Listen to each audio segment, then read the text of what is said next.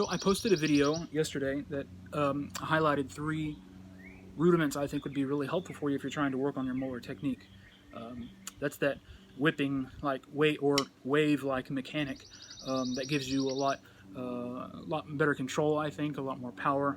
And if you do the technique well, if you do it properly, it can really help with that sticking articulation. So you get those 3 elements of a really solid technique all bundled together when you use the Moeller technique, and I think it's valuable for that reason.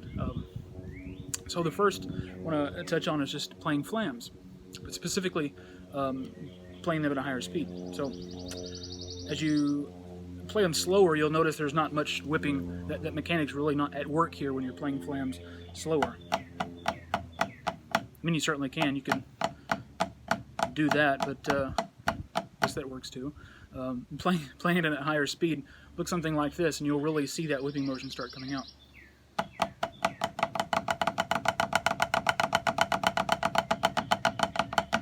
Okay, you see that? Part of it too relies on loosening up your grip just enough to be able to get that solid bounce to articulate those flams well. You can see my finger here as I'm looking at it. You can see my finger coming off the stick a little bit. You can do that too. Maybe if you're in marching, you won't want to do that. Well, they'll tell you to keep all those fingers in, but really helps loosening your grip just a little bit to be able to articulate and get a good bounce there that you're relying on with this technique. It seems a lot easier and a lot more comfortable to me than trying to do it more of the marching style like that. So. Second one I want to touch on is the Paradiddlediddle. Okay, plainly without the accent that often comes with Moeller technique. Maybe that's for another video. Doing the Moeller technique without accents. I have to write that down. That's a good. Maybe the next video. But going back to the Paradiddlediddle, Paradiddlediddle, right, left, right, left, left. If I can play it. Okay, let's turn it around the other way. Okay. I think even if you play this one slowly, you can kind of start to see the beginnings of that whipping motion coming out.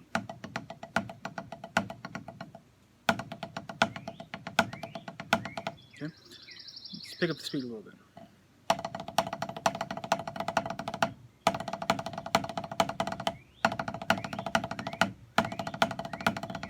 Okay, whipping motion really there helps you relax. You can relax your arms while still getting a good deal of power and control there with this technique. So the third one is a little bit more complicated because it's a hybrid rudiment. There are a handful of, certainly more than a handful, I'll just say a lot of good videos on YouTube, and Vic Firth, I think, too, has a good deal of resources for this, but hybrid rudiments, or if you've got a good handle on just the more common traditional rudiments, hybrid rudiments are a good way to step up your game a little bit there. But this one is called Cheeseadiddle, but I want you to put the accent on the second note. So I'll just play the Cheeseadiddle straight without that accent. If I can even play it.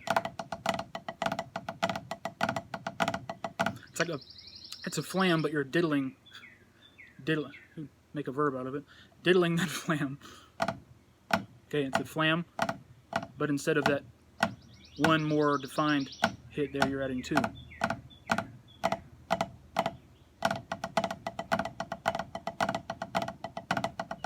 Okay, what I want you to do is put the accent on the second note.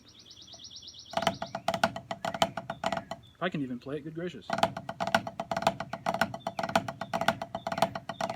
As you'll notice, it's the same kind of concept I touched on in the last video about doing the flamadiddle with the accent on the second note, is that when you come out of that flam, to hit that second note and accent that whip really helps you a good deal there, and I think the same principle applies for this Cheeseadiddle as well with the accent on the second note. You can really see it against the color of my shirt, with my really getting that snap. Maybe that's a good way of thinking about the Moeller technique. It's more of a snap motion. That's a good way to...